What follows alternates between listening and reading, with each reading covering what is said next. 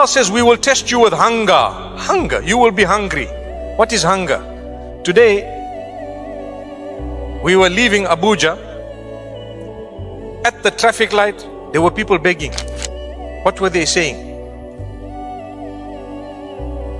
In other words, as much as I didn't understand it, but through the actions and the motions, I'm hungry. It happens in my country and many countries. They look at you and say, I'm hungry. Okay? What is this? It is Allah testing you, testing them, testing everyone.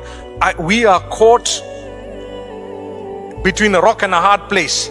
I want to help, but I don't want to encourage laziness, but I need to look, and it might be a syndicate and it might not be a syndicate, and I don't know, and you need to make up your mind. How you make up your mind is your business. For as long as you have Allah in mind, inshallah, you're doing the right thing.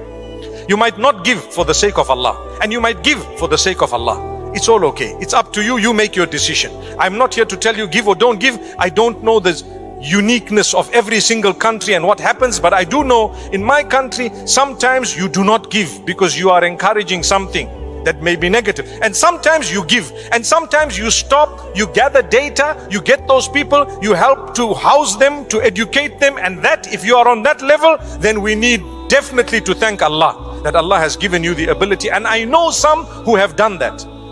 May Allah make it easy. But the hunger was somebody else's hunger.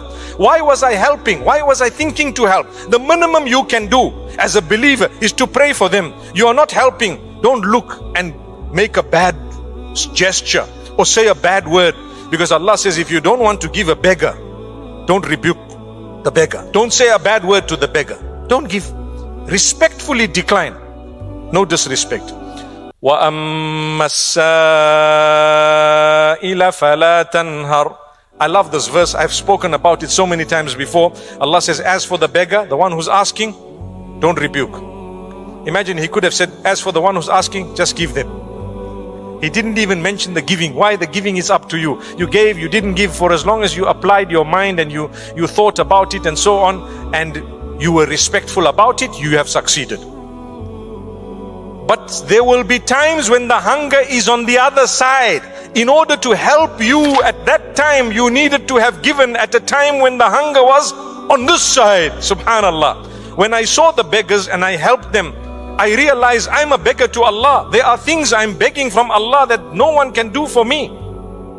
You want happiness, you want contentment, you want joy, you want good health, you want good kids, you want a lovely spouse, you want beautiful, so many different things, mashallah. And you want Jannatul Firdaus. Who is in control of those things? It is Allah. So if Allah has allowed someone to come in front of you in order for you to be tested whether you are going to respect them or not, and you have disrespected them, you have failed. How do you expect the help of Allah? But if you have respected them, you will earn the help of Allah whether you gave them or not. And if you were able to give and you gave something, remember, the reward will be multiplied even more, obviously based on the circumstances.